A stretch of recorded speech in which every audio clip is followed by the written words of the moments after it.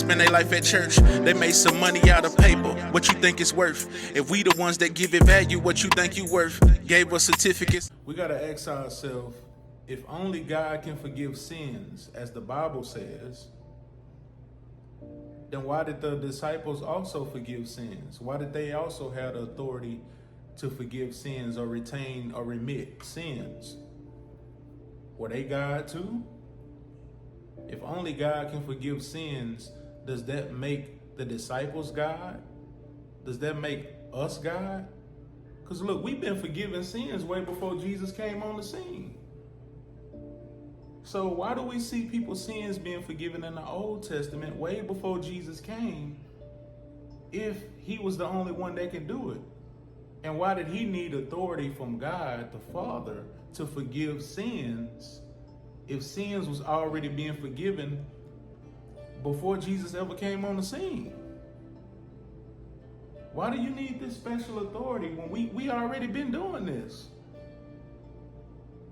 So how can you say Jesus gave us the authority? He gave his disciples authority to forgive sins, but we didn't need nobody. We didn't need Jesus or God authority to forgive sins.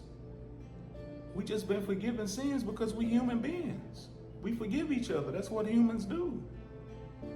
So why did he need this special authority to do something that humanity has already been doing from the beginning of time?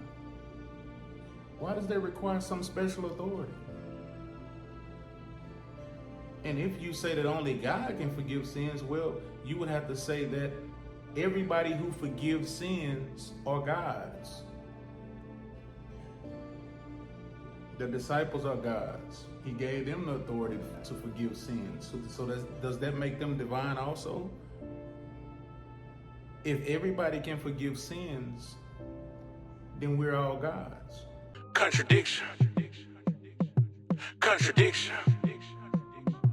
Contradiction. It ain't no contradiction, you just need to speak.